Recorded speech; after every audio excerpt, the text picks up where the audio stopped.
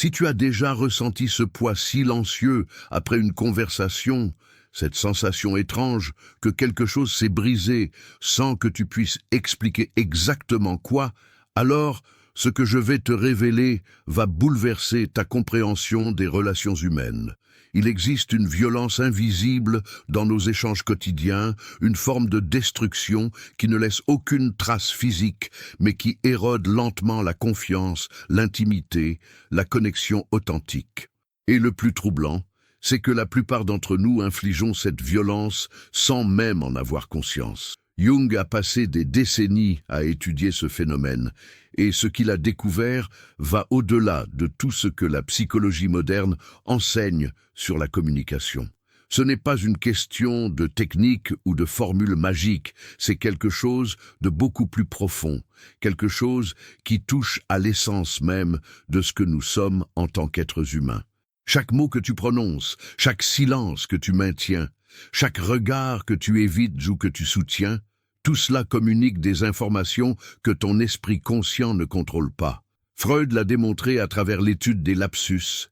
Adler l'a confirmé en observant comment nos complexes d'infériorité colorent chaque interaction. Et aujourd'hui, les neurosciences nous montrent exactement comment notre inconscient influence nos relations bien avant que notre raison n'entre en jeu. Ce moment précis où tu te demandes pourquoi certaines personnes créent instantanément de la confiance, tandis que d'autres génèrent du malaise, ce n'est pas un mystère, c'est de la psychologie profonde à l'état pur. Ce que tu vas découvrir dans les prochaines minutes dépasse largement la simple communication interpersonnelle. Nous allons plonger dans la psychologie profonde de l'influence émotionnelle. Cette capacité mystérieuse que certains possèdent de toucher l'âme des autres sans forcer, sans manipuler, simplement par la qualité de leur présence.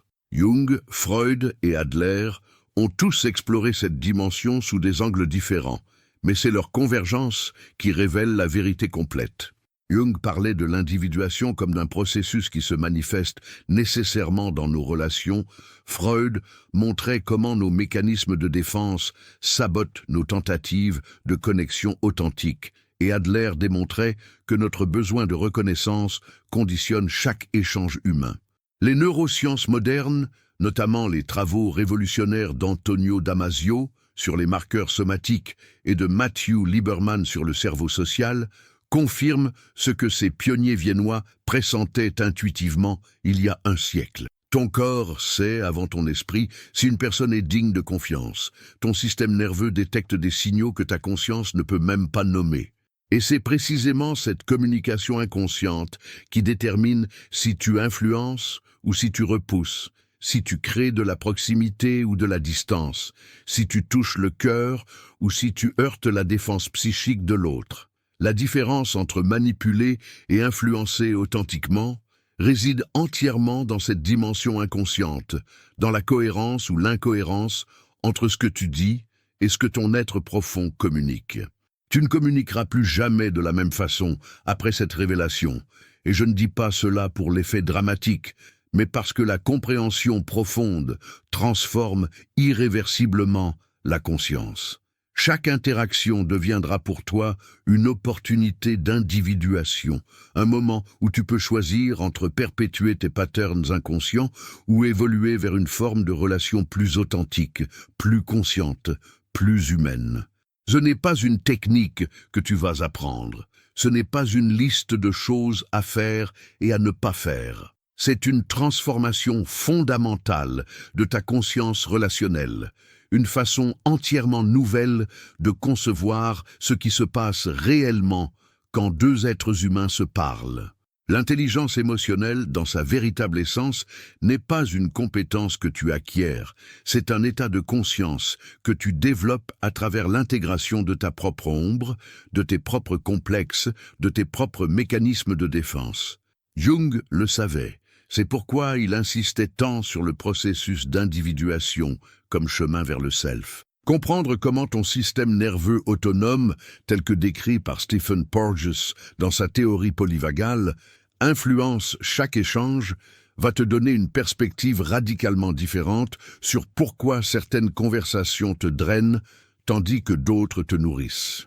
Et quand tu intègres la sagesse stoïcienne de Sénèque et Marc Aurèle sur la maîtrise intérieure avec la psychologie moderne, quelque chose de profondément transformateur commence à émerger dans ta façon d'être avec les autres. As-tu déjà remarqué comment certaines personnes semblent complètement absentes, même quand elles te regardent dans les yeux, comme si leur corps était là, mais leur conscience ailleurs, perdue dans un monologue intérieur qui les coupe de l'instant présent? Cette absence n'est pas simplement de l'impolitesse ou un manque d'éducation. C'est quelque chose de beaucoup plus profond que la psychologie analytique a identifié depuis longtemps. Quand tu parles à quelqu'un et que tu sens ce vide, cette disconnexion subtile mais indéniable, tu fais l'expérience directe de ce que Freud appelait la dissociation protectrice. Le psychisme humain a développé cette capacité extraordinaire de se retirer, de créer une distance intérieure quand la présence totale devient trop menaçante, trop vulnérable, trop risquée sur le plan émotionnel. Ce mécanisme qui semblait autrefois nous protéger dans l'enfance devient progressivement notre prison relationnelle à l'âge adulte. Tu te retrouves dans des conversations où les mots s'échangent, mais où rien de réel ne se passe, où l'information circule, mais où aucune connexion ne s'établit, où les phrases se succèdent, mais où les âmes restent séparées par un mur invisible. Jung a consacré une partie importante de son œuvre à explorer comment cette absence inconsciente crée ce qu'il appelait des projections massives. Quand tu n'es pas vraiment présent, tu ne perçois pas l'autre tel qu'il est, tu projettes sur lui tes propres contenus inconscients, tes propres peurs, tes propres désirs refoulés, et la communication devient alors un dialogue entre deux mondes imaginaires plutôt qu'entre deux êtres réels. L'intelligence émotionnelle commence précisément là, dans cette capacité à remarquer quand ton attention dérive, quand ta présence s'évapore, quand tu glisses dans ce mode automatique où tu réagis plutôt que tu réponds consciemment. Ce n'est pas de l'inattention ordinaire, c'est une forme sophistiquée de défense psychologique que ton inconscient a perfectionnée au fil des années pour éviter la vulnérabilité de la vraie rencontre. Les neurosciences de l'attention, notamment les recherches révolutionnaires de Stanislas Dehaene sur les mécanismes de la conscience, montrent que notre cerveau peut traiter des informations sur plusieurs niveaux simultanément, mais que la conscience focalisée, cette présence totale à l'instant présent, demande un effort neuronal considérable. Ton cortex préfrontal doit littéralement inhiber des milliers de distractions internes et externes pour maintenir cette qualité d'attention. C'est épuisant, c'est exigeant, et c'est exactement pourquoi la plupart des gens ne le font jamais, même dans leurs relations les plus intimes. Ils économisent leur énergie cognitive en mode pilote automatique, répétant les mêmes patterns de communication superficielle, perpétuant les mêmes malentendus, créant les mêmes distances émotionnelles. Jung disait que l'individuation est le processus par lequel tu deviens qui tu es vraiment. Et cela commence par cette présence consciente, cette capacité à être pleinement là, sans fuite, sans dissociation, sans cette protection qui finit par devenir ta plus grande solitude. Albert Camus écrivait que la vraie générosité envers l'avenir consiste à tout donner au présent. Et cette phrase prend une dimension extraordinaire quand on l'applique à la communication humaine.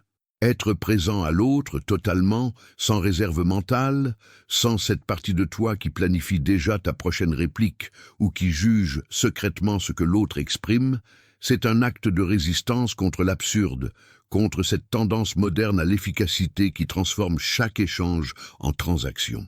La présence consciente n'est pas une technique de communication. C'est une posture existentielle, un choix philosophique de traiter l'autre comme un mystère à rencontrer plutôt qu'un problème à résoudre ou un objet à utiliser. Quand tu commences à cultiver cette qualité d'attention, quelque chose de fascinant se produit dans tes relations. Les gens le sentent, même s'ils ne peuvent pas l'expliquer rationnellement. Leur système nerveux détecte que tu es vraiment là, que tu ne simules pas l'intérêt, que ton attention n'est pas divisée entre la conversation et 1000 autres préoccupations. Cette détection se fait en dessous du niveau conscient, à travers ce que Porges appelle la neuroception, cette capacité de ton système nerveux autonome à évaluer la sécurité ou le danger d'une situation sociale sans que ton esprit rationnel n'intervienne. L'intelligence émotionnelle commence donc par cette discipline intérieure, cette capacité à ramener ton attention encore et encore vers l'instant présent, vers la personne en face de toi, vers ce qui se passe réellement dans l'espace entre vous deux. La présence consciente est le premier acte d'intelligence émotionnelle parce qu'elle crée l'espace psychique nécessaire pour que tout le reste devienne possible. Sans cette fondation, toutes les techniques de communication du monde resteront superficielles, mécaniques, inefficaces. Tu peux apprendre à reformuler, à poser des questions ouvertes, à utiliser le langage corporel adéquat.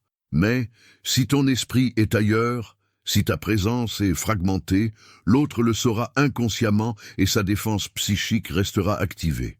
Jung insistait sur le fait que la vraie transformation psychologique ne vient jamais de l'apprentissage de nouvelles techniques, mais de la confrontation avec ses propres contenus inconscients. Quand tu deviens conscient de ton absence habituelle, quand tu remarques combien de fois par jour tu es physiquement présent mais psychologiquement absent, cette prise de conscience elle-même commence à transformer ta façon d'être en relation. C'est inconfortable parce que cela te force à voir combien d'opportunités de connexion authentique tu as manqué, combien de fois tu as choisi la sécurité de la distance plutôt que le risque de la proximité. Mais c'est précisément dans cet inconfort que commence le chemin vers une forme de communication qui nourrit plutôt qu'elle n'épuise, qui crée du lien plutôt qu'elle ne creuse la solitude. Maintenant, observe dans tes prochaines conversations cette tendance à partir mentalement. Note quand cela arrive, sans jugement, simplement comme une observation scientifique de ton propre fonctionnement psychique.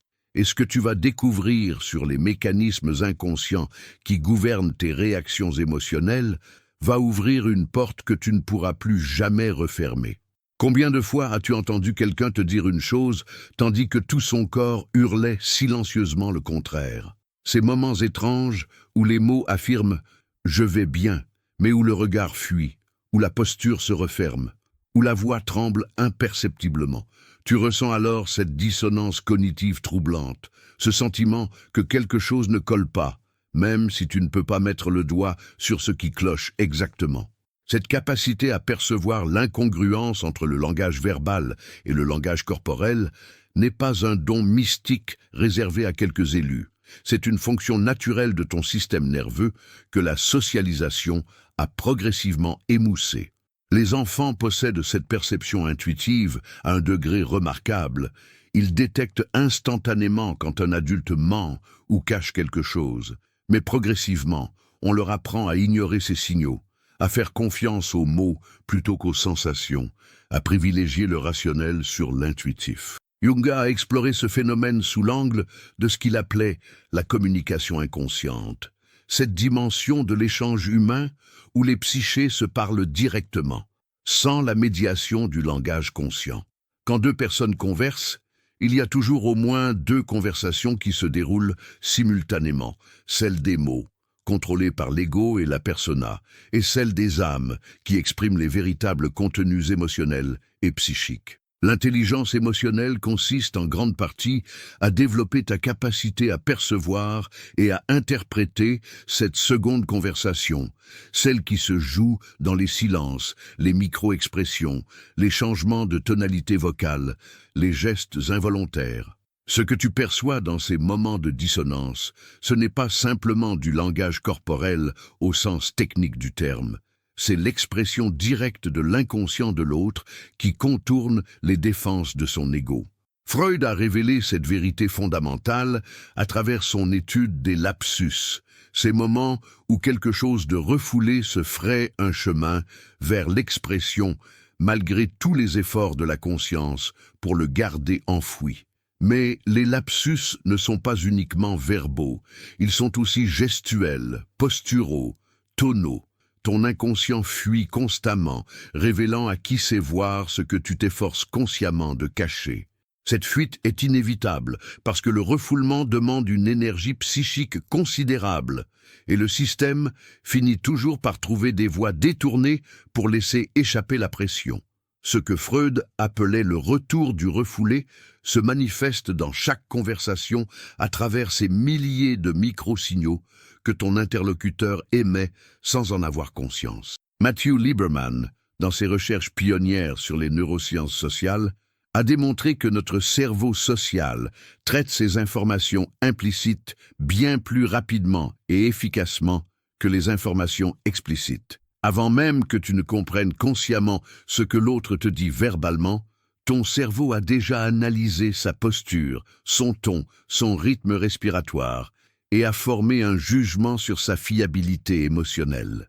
Cette évaluation automatique influence ensuite profondément ta réponse, même si tu n'en as aucune conscience.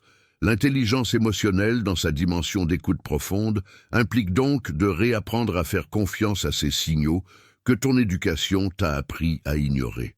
Quand tu sens cette dissonance entre les mots et le non-verbal, ne l'ignore pas sous prétexte que tu ne peux pas la prouver rationnellement.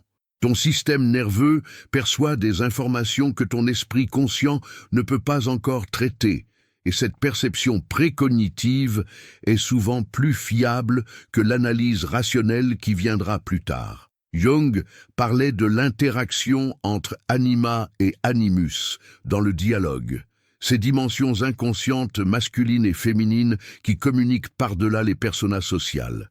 Quand tu écoutes vraiment quelqu'un, tu n'écoutes pas seulement sa persona, le masque social qu'il présente au monde.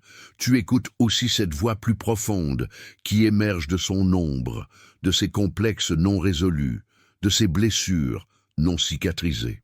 Cette écoute à plusieurs niveaux demande une présence exceptionnelle, une capacité à maintenir simultanément plusieurs canaux d'attention. Les mots, le ton, le corps, l'atmosphère émotionnelle et surtout tes propres résonances internes. Parce que l'écoute authentique n'est jamais passive, elle implique une interaction constante entre ce que l'autre exprime et ce que cela éveille en toi. Antonio Damasio a révolutionné notre compréhension de ce processus avec sa théorie des marqueurs somatiques, montrant comment chaque stimulus social déclenche en nous des réponses émotionnelles subtiles qui guident notre jugement et notre comportement. Ces marqueurs somatiques sont précisément ce que tu ressens quand quelque chose dans le discours de l'autre active une résonance en toi, quand une phrase provoque cette sensation étrange dans ton ventre, quand un silence pèse soudainement dans ta poitrine. Ton corps sait avant ton esprit et apprendre à écouter ces signaux corporels est une compétence fondamentale de l'intelligence émotionnelle. Mais voici ce que peu de gens comprennent. Cette sensibilité aux signaux inconscients de l'autre n'est pas simplement une capacité perceptive, c'est aussi une responsabilité éthique. Parce que quand tu perçois la vérité émotionnelle, cachée derrière les mots de quelqu'un, tu as le pouvoir de l'utiliser pour créer de la connexion authentique ou pour manipuler. La différence entre empathie et manipulation réside entièrement dans ton intention et dans ton propre niveau d'individuation.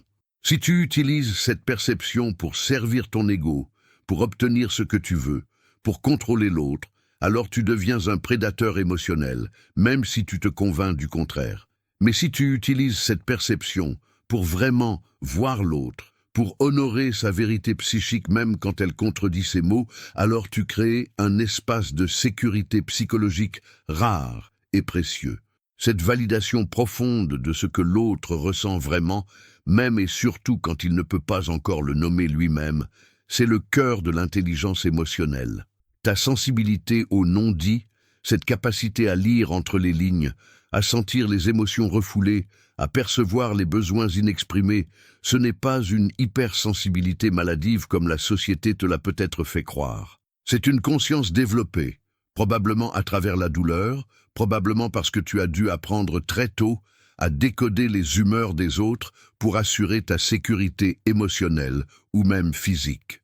Ce que les autres appellent overthinking ou sensibilité excessive est en réalité une forme d'intelligence sociale hautement sophistiquée que peu possèdent. Le problème n'est pas cette capacité elle-même, c'est ce que tu en fais. Si tu l'utilises pour anticiper constamment le danger, pour te protéger en permanence, pour contrôler l'atmosphère émotionnelle autour de toi, alors elle devient épuisante et névrotique.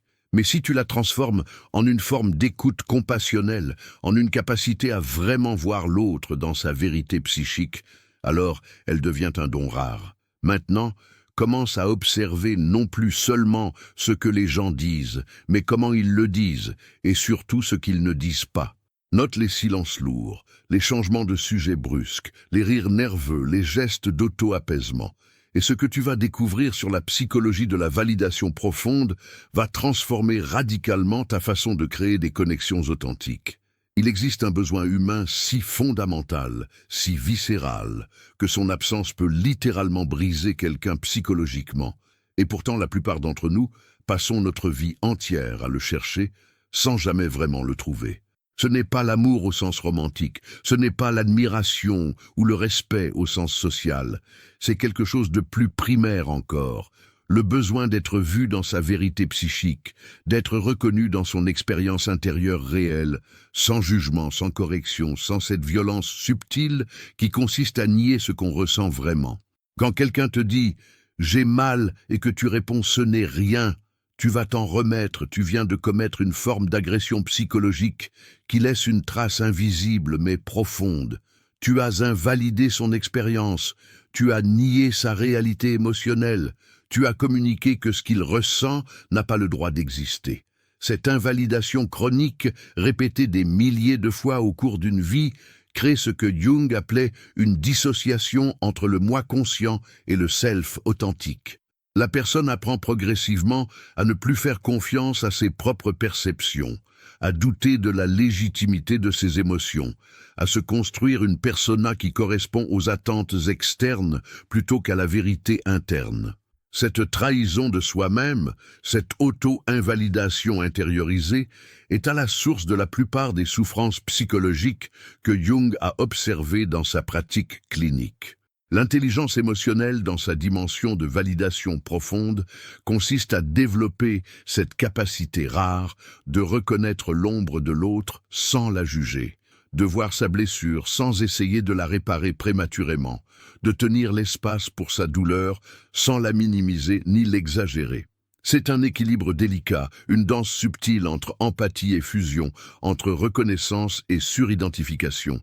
Jung savait que nous projetons constamment nos propres contenus inconscients sur les autres et que la vraie validation implique de distinguer ce qui appartient à l'autre de ce qui appartient à nos propres complexes. Quand tu valides quelqu'un authentiquement, tu ne lui dis pas simplement que tu comprends, tu lui montres par ta présence, par la qualité de ton écoute, par la façon dont tu reflètes son expérience sans la déformer, que sa réalité psychique existe et a le droit d'exister. C'est ce que Carl Rogers, influencé par la pensée jungienne, appelait le reflet empathique, mais c'est plus profond encore que ce que la psychologie humaniste a compris. Il ne s'agit pas simplement de répéter les mots de l'autre, il s'agit de toucher l'essence émotionnelle de son expérience, de nommer ce qui reste encore informulé, de donner des mots à ce qui n'est encore qu'une sensation confuse. Quand tu fais cela avec justesse, l'autre ressent quelque chose de profondément libérateur, comme si un poids invisible se levait, comme si quelqu'un avait enfin allumé la lumière dans une pièce où il errait dans le noir depuis toujours. Alfred Adler a apporté une contribution essentielle à la compréhension de ce besoin de validation à travers son concept de sentiment d'infériorité. Il a montré que tous les êtres humains, sans exception, portent ce sentiment d'inadéquation fondamentale, cette conviction secrète qu'ils ne sont pas assez, qu'ils sont fondamentalement défectueux d'une manière ou d'une autre. Ce sentiment d'infériorité n'est pas pathologique en soi, c'est une partie normale du développement humain, mais ce qui détermine notre trajectoire psychologique, c'est comment nous compensons ce sentiment. Certains le compensent par la domination, d'autres par le retrait, d'autres encore par la perfection obsessionnelle ou la serviabilité excessive. Mais tous cherchent inconsciemment une forme de validation qui leur confirmerait qu'ils ont finalement de la valeur, qu'ils sont acceptables tels qu'ils sont. Quand tu offres cette validation authentique, quand tu reconnais la valeur intrinsèque de quelqu'un au-delà de ses accomplissements ou de ses échecs, au-delà de sa persona sociale ou de ses rôles, tu touches directement ce complexe d'infériorité et tu offres un moment de repos psychologique rare. Boris Cyrulnik, dans ses recherches révolutionnaires sur la résilience, a démontré que la capacité de se reconstruire après un traumatisme dépend presque entièrement de la présence d'au moins une personne qui a validé l'expérience traumatique sans la nier ni la dramatiser. Cette validation ne guérit pas le traumatisme, mais elle empêche la dissociation, elle maintient le pont entre l'expérience vécue et la conscience. Elle permet à la personne de rester intégrée psychologiquement malgré la douleur. Lisa Feldman Barrett a révolutionné notre compréhension de la construction des émotions en montrant que nos états émotionnels ne sont pas des réponses automatiques à des stimuli externes, mais des prédictions que notre cerveau construit à partir de notre expérience passée et de notre état corporel présent. Cette découverte a des implications profondes pour la validation émotionnelle. Quand tu valides l'émotion de quelqu'un, tu ne valides pas seulement un état subjectif, tu valides aussi la prédiction que son cerveau a construite sur la base de son histoire personnelle. Tu lui dis, en essence, que sa façon de construire le sens de son expérience est légitime, même si elle diffère de la tienne. Cette reconnaissance de la subjectivité radicale de l'expérience émotionnelle est fondamentale pour créer un espace de sécurité psychologique. Trop souvent, nous essayons de corriger les émotions des autres, de leur expliquer pourquoi ils ne devraient pas se sentir comme ils se sentent, et dans ce processus, nous créons de la honte plutôt que de la connexion. Viktor Frankl, survivant des camps de concentration et fondateur de la logothérapie, a découvert quelque chose de profond sur la validation existentielle à travers son expérience extrême. Il a compris que ce qui permet à un être humain de survivre aux pires conditions n'est pas l'espoir d'un futur meilleur, mais la capacité de trouver du sens dans la souffrance présente. Et ce sens émerge presque toujours dans la reconnaissance par un autre être humain que notre souffrance est réelle, qu'elle compte, qu'elle n'est pas vaine.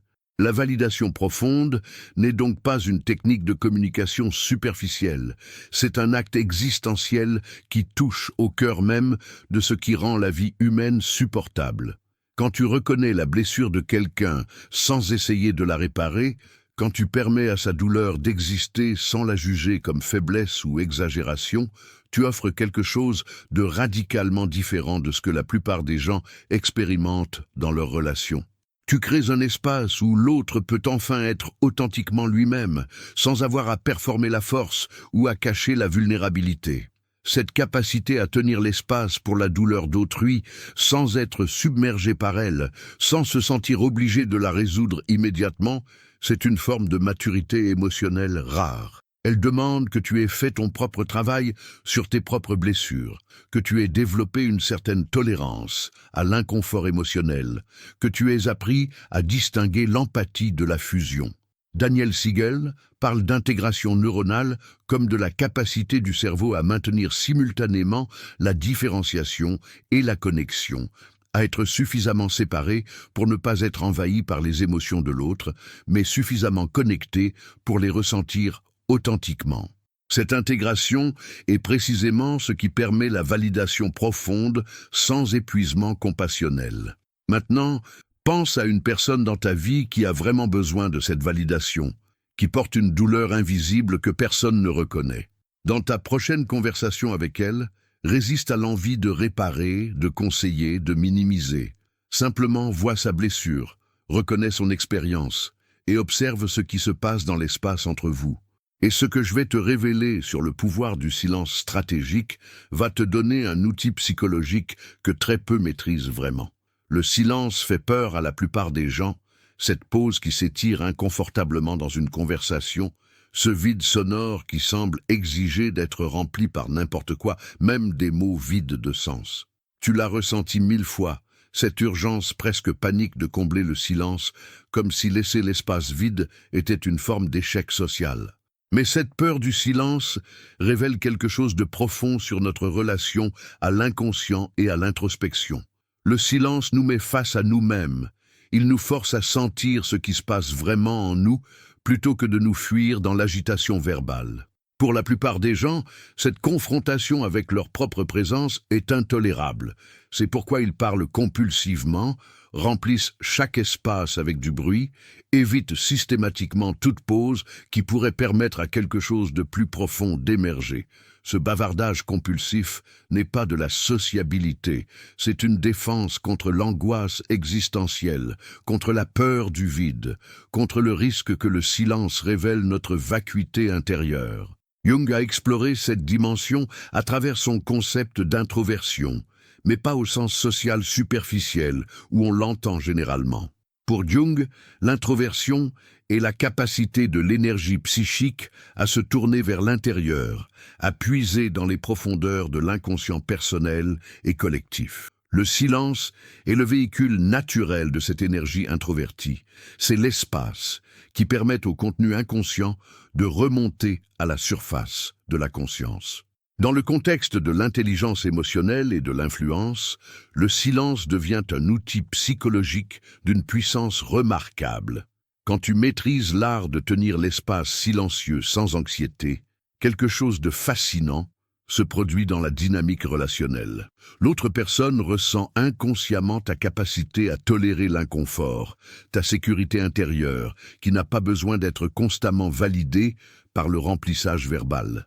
Cette solidité psychique est magnétique parce qu'elle est rare. La plupart des gens projettent leur anxiété dans chaque interaction, créant une atmosphère de tension et d'urgence qui rend la vraie connexion impossible. Mais quand tu restes centré dans le silence, quand tu permets aux pauses de respirer, tu communiques à un niveau inconscient que tu es un être intégré, que tu n'as pas besoin de prouver constamment ta valeur, que tu es confortable avec les espaces vides, parce que tu as fait la paix avec ton propre vide intérieur. C'est ce que la philosophie stoïcienne enseignait il y a 2000 ans, bien avant que la psychologie ne découvre les mêmes principes. Sénèque écrivait que le sage est celui qui peut rester tranquille au milieu du chaos, qui n'a pas besoin de l'approbation constante des autres pour maintenir son équilibre intérieur. Cette tranquillité n'est pas de la passivité, c'est une forme de puissance hautement disciplinée. Une maîtrise de soi qui vient de la compréhension profonde que ta valeur n'est pas déterminée par les réactions des autres. Marc Aurèle, dans ses méditations, revenait constamment à cette idée que la plupart des souffrances humaines viennent de notre incapacité à rester avec nous-mêmes, de notre fuite constante dans les distractions externes.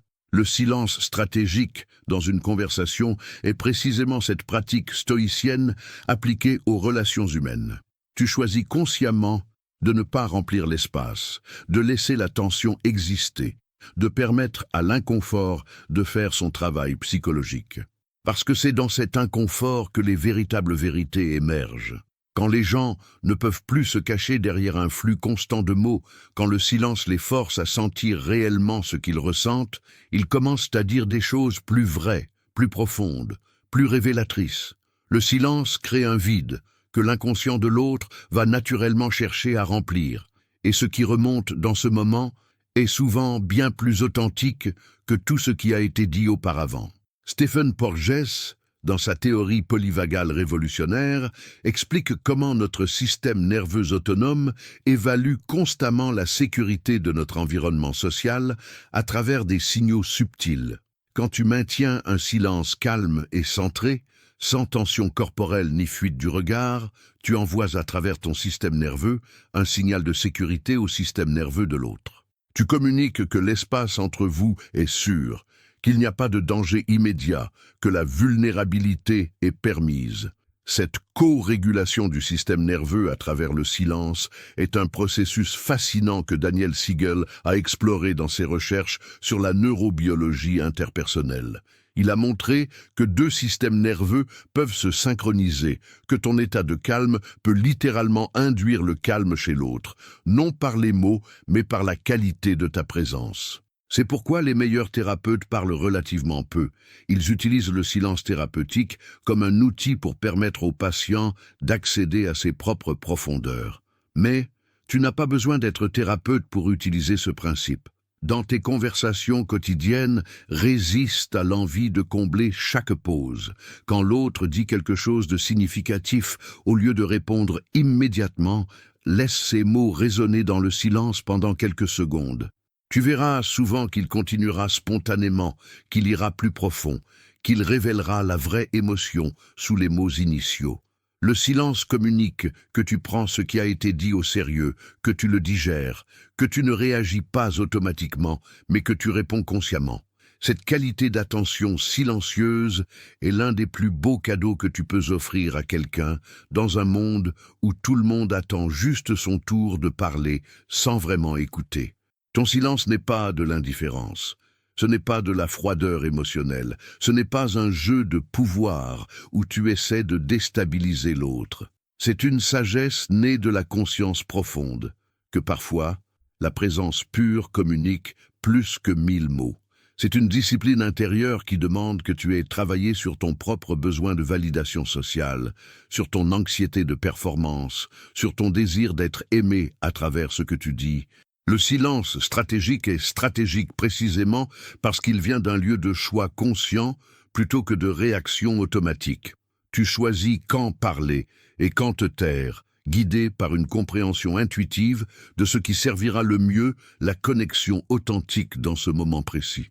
Cette intuition se développe avec la pratique, avec l'observation attentive de ce qui se passe dans l'espace relationnel quand tu permets au silence d'exister.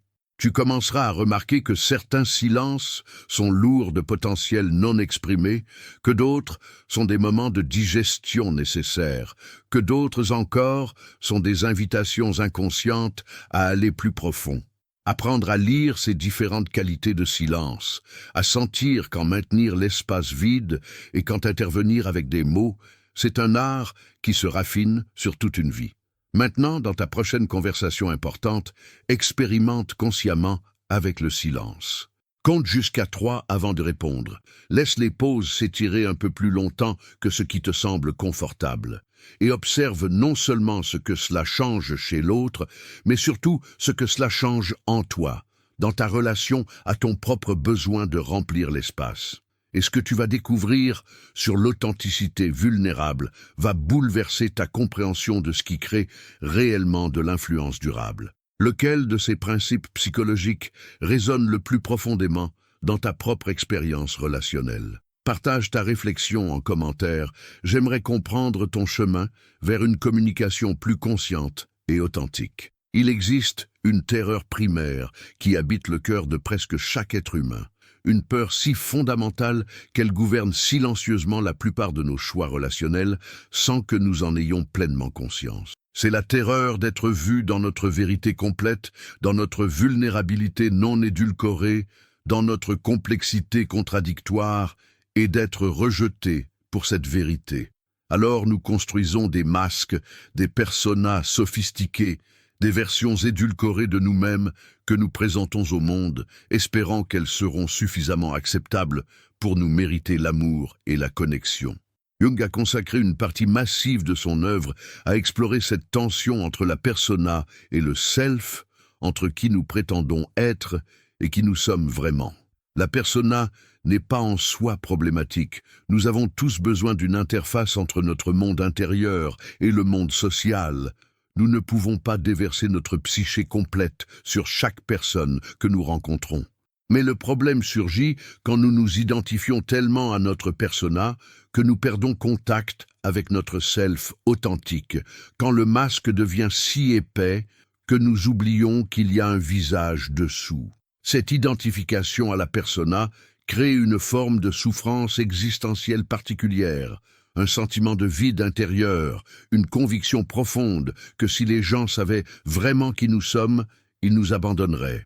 L'intelligence émotionnelle, dans sa dimension la plus courageuse, implique de démanteler progressivement cette identification à la persona, de risquer de montrer quelque chose de notre vérité intérieure, de notre complexité non résolue, de notre ombre imparfaite. C'est ce que nous appelons l'authenticité vulnérable, et c'est paradoxalement l'un des actes les plus puissants d'influence que tu puisses accomplir. Quand tu oses être réellement toi-même, quand tu cesses de performer la version idéalisée que tu penses que les autres attendent, quelque chose de profondément libérateur se produit dans l'espace relationnel. Les gens ressentent inconsciemment que tu ne joues pas un rôle, que tu n'essaies pas de les impressionner ou de les manipuler, que tu te présentes simplement tel que tu es, avec tes contradictions, tes doutes, tes imperfections. Et cette authenticité crée une permission tacite pour eux de faire de même, pour enlever leur propre masque, pour respirer enfin dans un espace où la performance n'est pas nécessaire. C'est cela, la vraie influence, pas le charisme superficiel ou la manipulation habile, mais cette capacité à créer un champ de sécurité psychologique où l'authenticité devient possible. Jung disait que le processus d'individuation est essentiellement un processus de devenir qui tu es vraiment, de te différencier des attentes collectives et des identifications inconscientes pour découvrir ton self unique. Et ce processus se déploie nécessairement dans et à travers les relations. Il n'existe pas d'individuation dans l'isolement complet. Mais voici la partie que peu de gens comprennent. L'authenticité vulnérable n'est pas l'exhibitionnisme émotionnel. Ce n'est pas déverser tous tes problèmes sur chaque personne que tu rencontres. Ce n'est pas utiliser ta vulnérabilité comme une arme pour manipuler la sympathie des autres. Freud a révélé comment nos mécanismes de défense, développés pour nous protéger de la douleur psychologique, finissent souvent par créer plus de souffrance qu'ils n'en préviennent.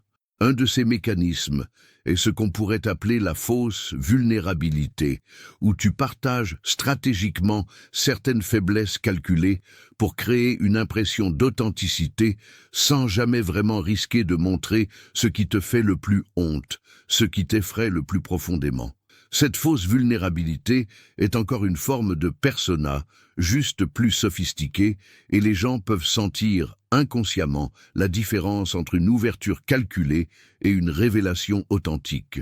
La vraie vulnérabilité vient d'un lieu de force intérieure, plutôt que de faiblesse. Elle demande que tu sois suffisamment sécurisé en toi-même pour tolérer le risque du rejet sans que cela détruise ton sens de ta valeur. C'est pourquoi l'authenticité vulnérable est une pratique avancée d'intelligence émotionnelle. Elle demande un travail préalable sur ton propre attachement, sur tes propres blessures, sur ta propre capacité à te valider toi-même indépendamment de la validation externe. Albert Camus écrivait sur l'authenticité face à l'absurde, sur cette nécessité de vivre en accord avec sa propre vérité, même quand le monde autour de nous semble dénué de sens inhérent.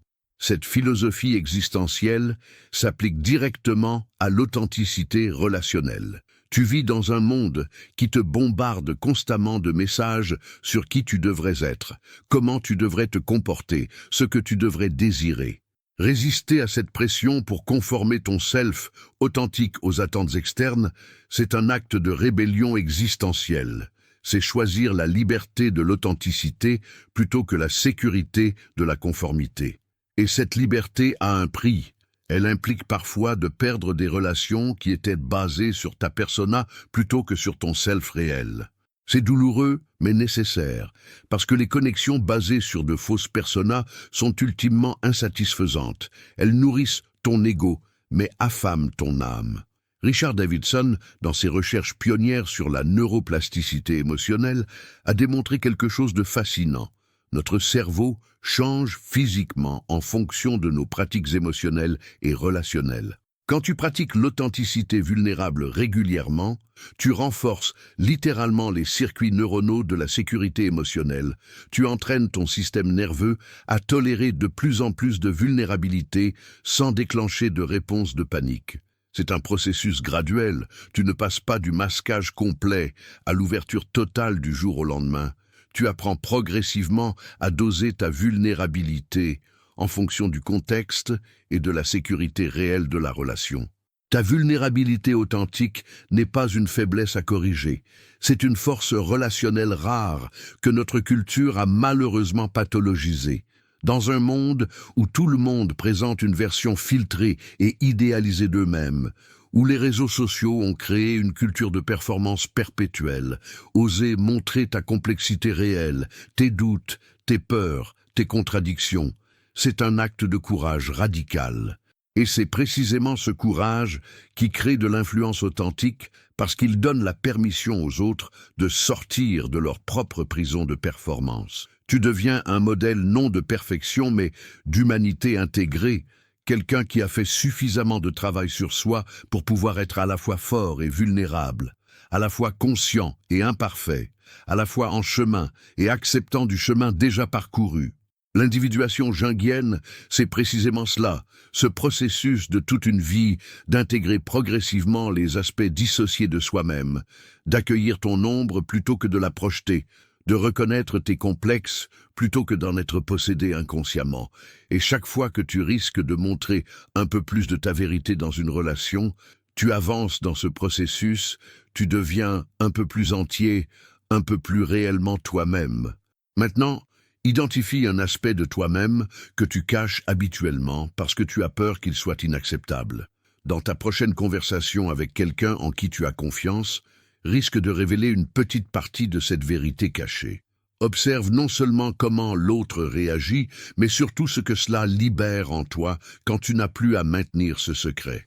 Et ce que je vais te révéler maintenant sur la régulation émotionnelle partagée va te montrer à quel point tu influences inconsciemment l'état émotionnel de tous ceux qui t'entourent. As-tu déjà remarqué comment certaines personnes semblent drainer ton énergie simplement par leur présence, tandis que d'autres te laissent revigorer et élever après avoir passé du temps avec elles? Ce phénomène n'est pas mystique ni ésotérique, c'est de la neurobiologie pure. C'est la réalité de la contagion émotionnelle et de la régulation interpersonnelle du système nerveux. Ton état émotionnel n'existe jamais dans l'isolement. Il est constamment influencé par et influence les états émotionnels de ceux qui t'entourent. C'est ce que Matthew Lieberman appelle le cerveau social, cette dimension de notre neurobiologie qui est spécifiquement conçue pour nous connecter aux autres, pour synchroniser nos états internes, pour créer ce qu'il appelle une résonance neuronale entre les cerveaux. Quand tu entres dans une pièce avec un certain état émotionnel, ton système nerveux commence immédiatement à communiquer cet état à travers des canaux subtils que tu ne contrôles pas consciemment. Ta posture, ton ton vocal, ton rythme respiratoire, tes micro-expressions faciales, même les phéromones que tu émets. Les systèmes nerveux des autres personnes présentes captent ces signaux et commencent inconsciemment à s'y ajuster. Si tu arrives anxieux et tendu, tu élèves le niveau d'anxiété dans la pièce. Si tu arrives centré et calme, tu contribues à apaiser l'atmosphère émotionnelle collective. Cette réalité place une responsabilité considérable sur tes épaules, surtout si tu veux développer une véritable intelligence émotionnelle. Tu ne peux plus prétendre que tes états internes sont purement privés, qu'ils n'affectent que toi. Tout ce que tu ressens se propage dans ton environnement social comme des ondes dans l'eau, créant des effets en cascade que tu ne vois peut-être même jamais directement. Jung avait intuitivement compris cette réalité à travers son concept d'inconscient collectif, cette dimension partagée de la psyché qui nous connecte tous au-delà de nos consciences individuelles.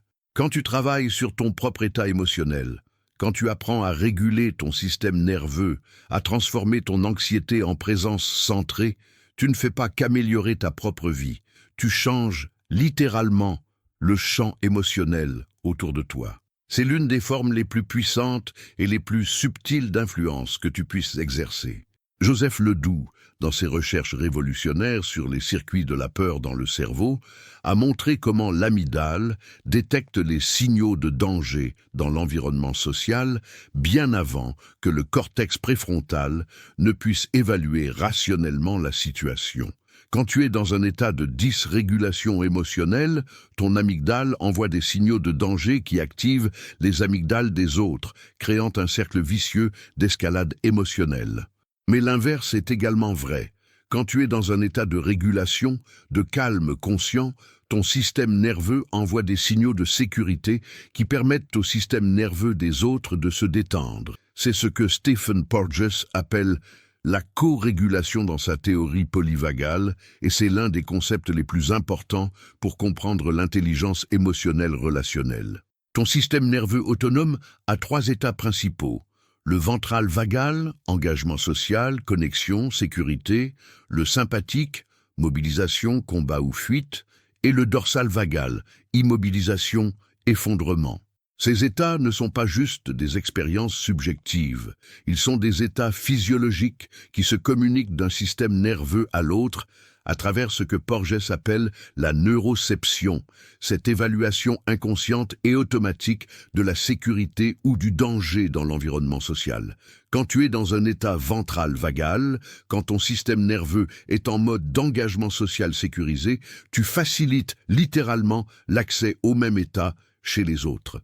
C'est pourquoi certaines personnes sont naturellement apaisantes, pourquoi leur simple présence crée un sentiment de sécurité.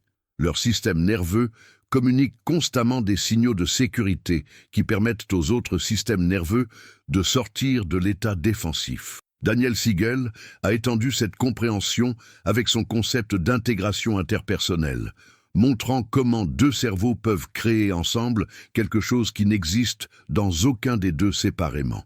Dans une conversation profonde, tes neurones miroirs s'activent en réponse aux expressions et aux mouvements de l'autre, créant une forme de simulation interne de son expérience. Tu ressens littéralement un écho de ce qu'il ressent, pas de manière identique, mais de manière résonante. Cette capacité de résonance émotionnelle est à la fois un don et un défi. C'est un don parce qu'elle permet l'empathie authentique, cette compréhension viscérale de l'expérience de l'autre qui va au-delà de la compréhension intellectuelle. Mais c'est un défi parce que si tu n'as pas développé une bonne différenciation, si tu n'as pas appris à maintenir des frontières émotionnelles claires, tu peux facilement être submergé par les émotions des autres. Tu peux perdre le contact avec tes propres états internes dans le processus d'absorption des états internes d'autrui. C'est ce que Siegel appelle l'intégration, la capacité de maintenir simultanément la différenciation, je suis moi, tu es toi, et la connexion, mais nous sommes reliés, et ce que tu ressens me touche. Sans différenciation, tu as de la fusion émotionnelle, tu te perds dans l'autre. Sans connexion, tu as de l'isolement, tu te protèges, mais tu restes seul. L'intelligence émotionnelle mature implique ce balancement constant entre ces deux pôles, cette danse subtile entre empathie et autonomie, entre ouverture et frontière. Quand tu maîtrises cette danse, tu deviens capable de tenir l'espace pour les émotions intenses des autres sans en être déstabilisé, tu peux être profondément présent à leur douleur sans être submergé par elles, tu peux offrir une présence régulée qui aide leur système nerveux à retrouver son équilibre. Ta capacité à tenir cet espace émotionnel, à rester centré et présent même quand l'autre est dans la tourmente, c'est un don rare et précieux que peu de gens possèdent. La plupart réagissent à la détresse émotionnelle de l'autre, soit par la fuite, je ne peux pas gérer ça, je dois partir, soit par le sauvetage compulsif, je dois réparer cette émotion immédiatement parce qu'elle me rend inconfortable, soit par l'invalidation, tu exagères, ce n'est pas si grave. Toutes ces réactions viennent de ta propre incapacité à tolérer l'intensité émotionnelle, et elles communiquent inconsciemment à l'autre que ces émotions sont dangereuses, inacceptables, qu'elles doivent être contrôlées ou supprimées.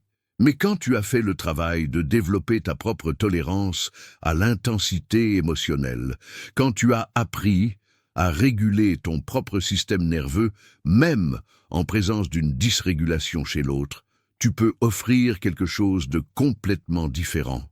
Tu peux être ce que les thérapeutes appellent un conteneur pour l'expérience de l'autre, un espace de sécurité où ces émotions peuvent exister pleinement sans avoir à être immédiatement gérées ou résolues. Cette capacité de contenance est l'essence même de la co-régulation.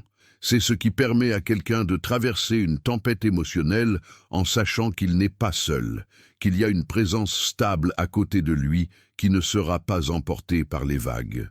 Maintenant, commence à prêter attention à ton propre état émotionnel avant d'entrer dans des interactions importantes. Prends quelques minutes pour te centrer, pour réguler consciemment ton système nerveux à travers la respiration, la conscience corporelle, l'ancrage dans le présent, et observe comment ce travail préliminaire change complètement la qualité de tes échanges, comment ton propre état de régulation crée un champ de possibilités pour que les autres accèdent à leur propre régulation. Et ce que je vais te révéler maintenant sur l'influence par l'être plutôt que le faire va synthétiser tout ce que nous avons exploré et t'offrir la clé finale de l'intelligence émotionnelle authentique. Combien de ces patterns inconscients as-tu reconnu dans ta façon de communiquer? Écris ton nombre en commentaire. Cette prise de conscience est le début de la transformation vers une influence authentique et durable. Il existe un moment dans le processus d'individuation où quelque chose de fondamental se transforme dans la qualité de ta présence, où tu cesses d'essayer d'influencer et tu deviens simplement influence incarnée. Ce n'est plus une question de technique que tu appliques ou de stratégie que tu déploies. C'est une qualité d'être qui rayonne naturellement de qui tu es devenu à travers le travail profond de conscience et d'intégration.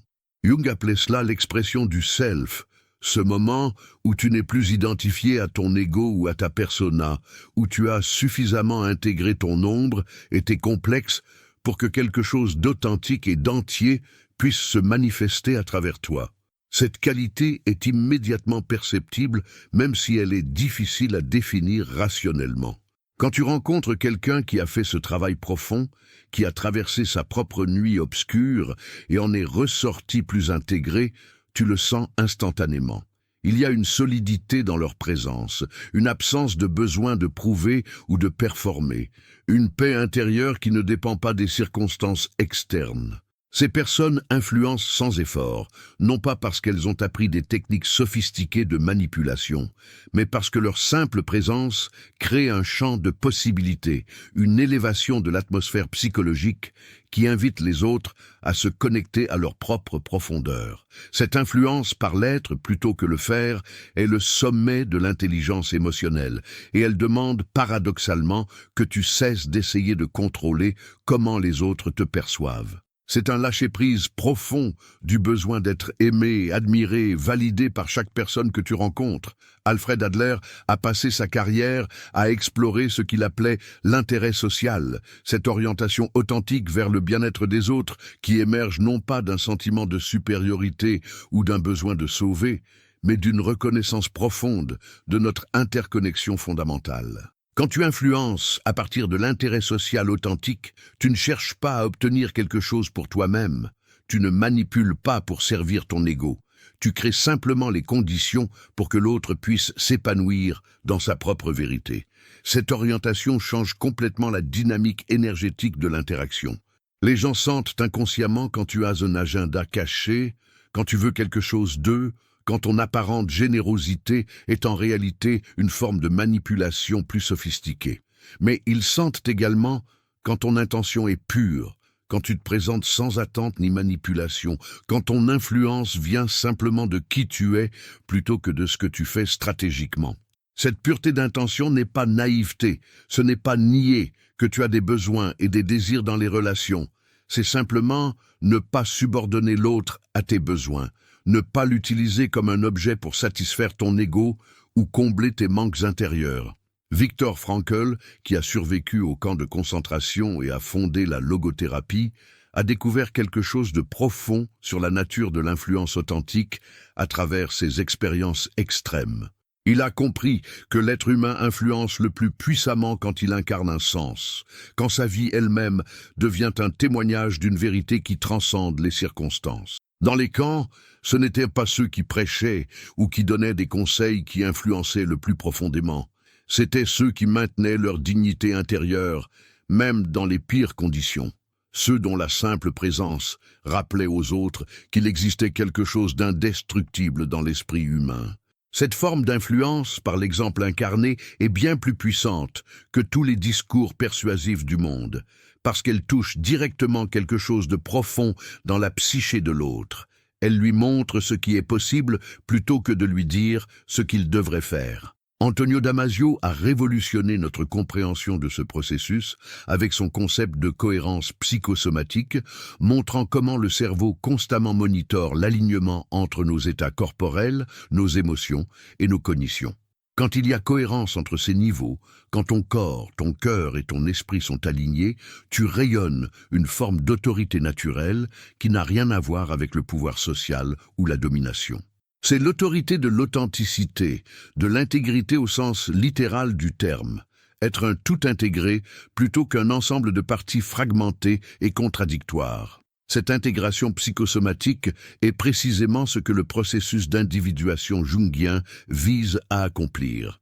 Jung savait que nous passons la majeure partie de notre vie fragmentée, tiraillée entre des désirs contradictoires, des identifications multiples, des rôles incompatibles.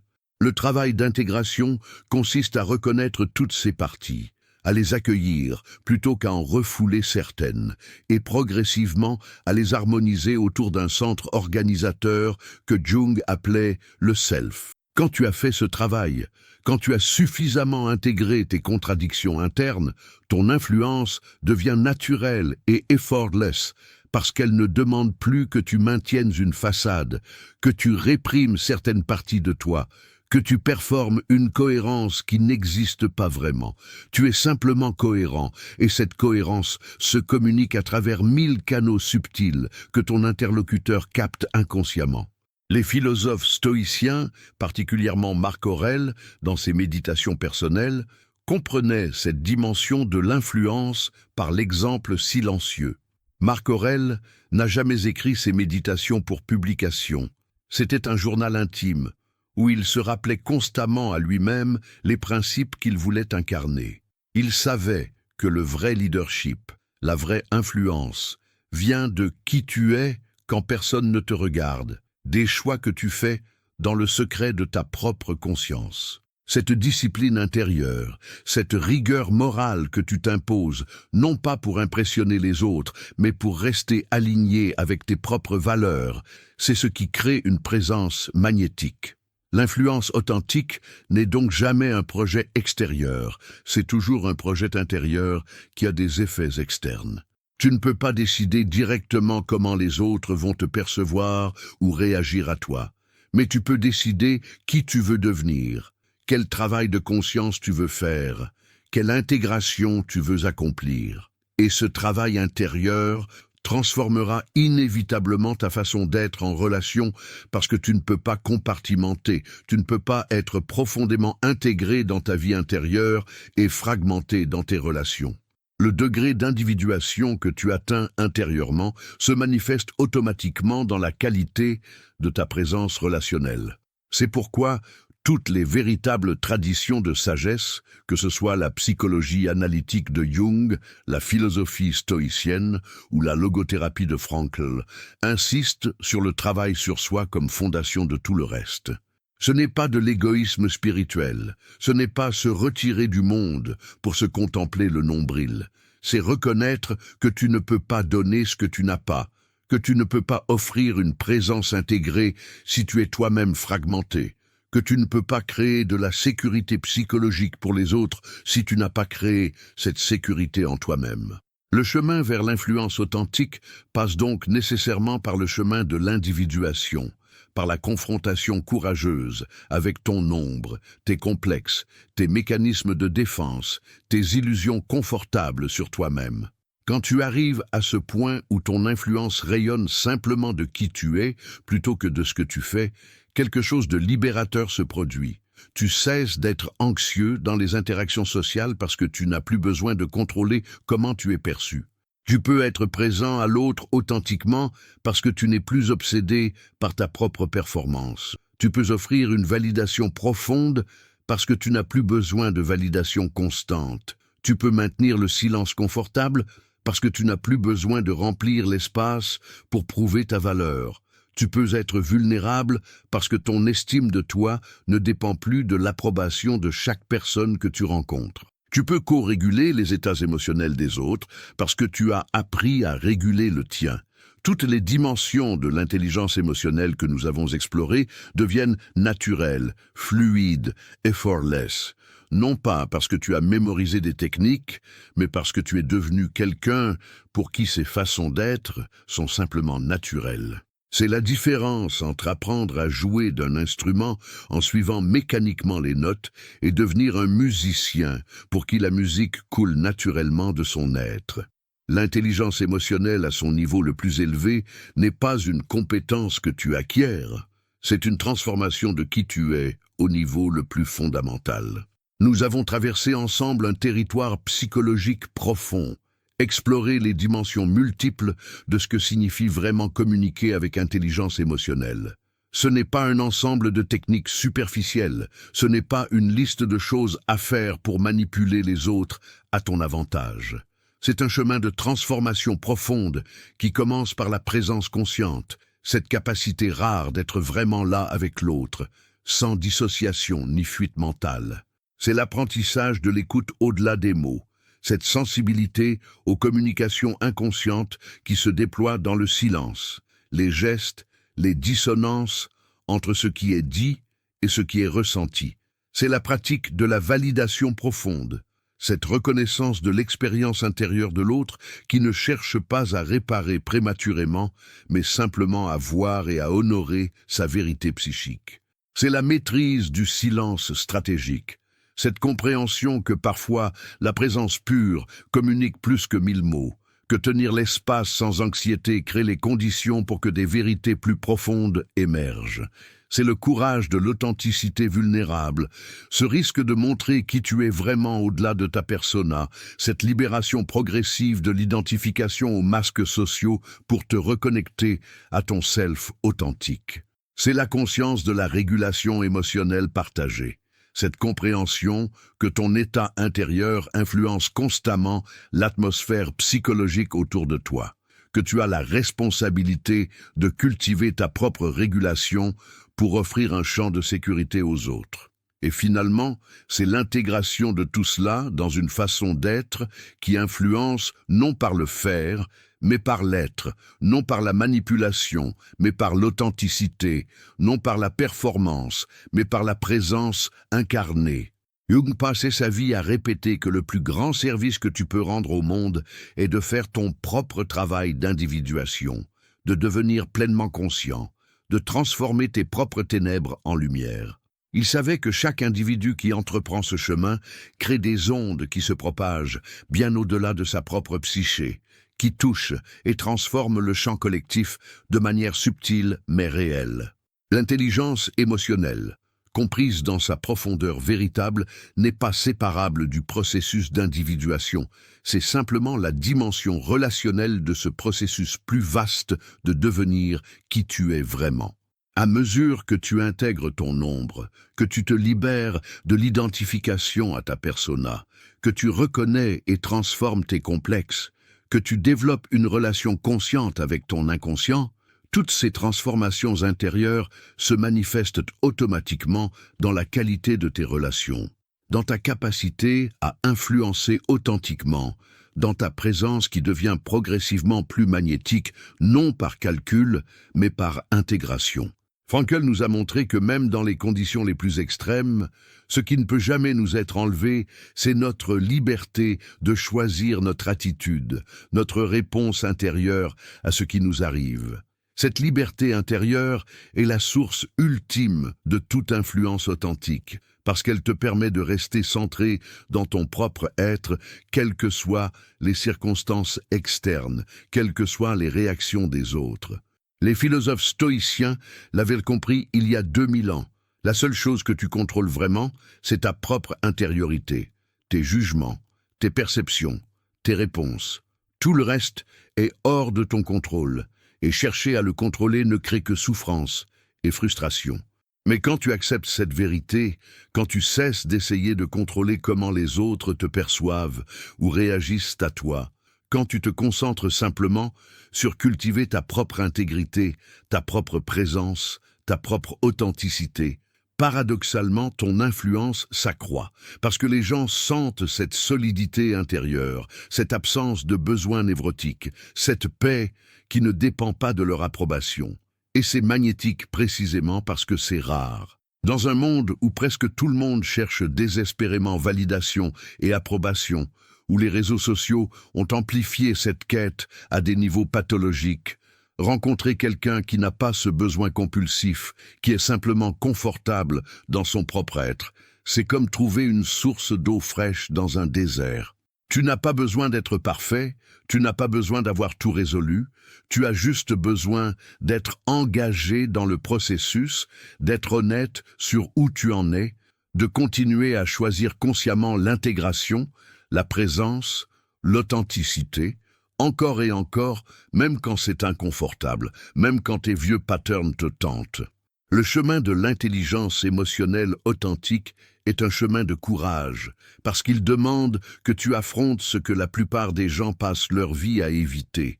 Ton ombre, tes peurs, tes vulnérabilités, tes mécanismes de défense, tes illusions confortables sur toi-même.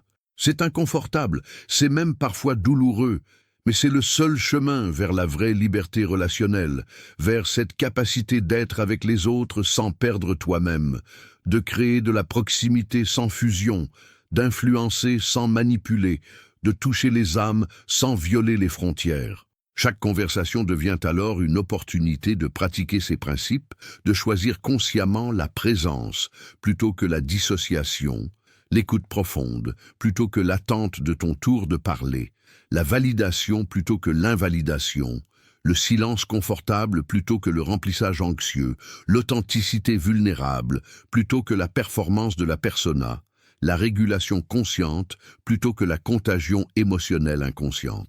Et à mesure que tu pratiques, ces choix conscients deviennent progressivement plus naturels, plus fluides, jusqu'à ce qu'ils ne soient plus des techniques que tu appliques, mais simplement qui tu es devenu.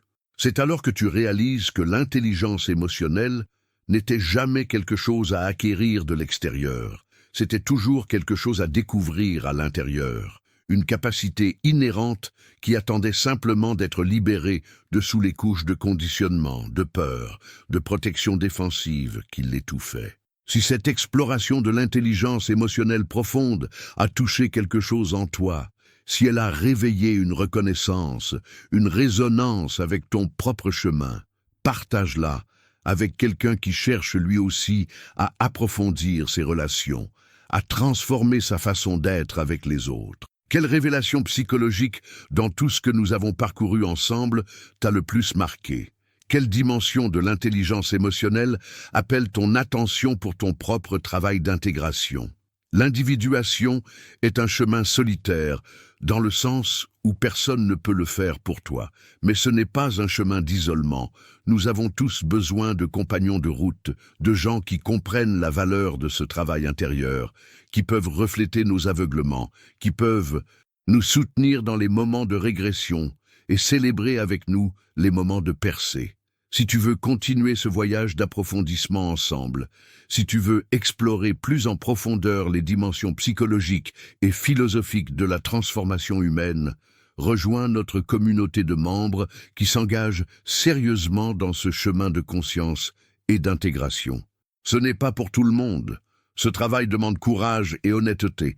Mais si tu as ressenti l'appel, si quelque chose en toi sait que c'est ton chemin, alors bienvenue dans cette aventure extraordinaire de devenir pleinement humain, pleinement conscient, pleinement toi-même.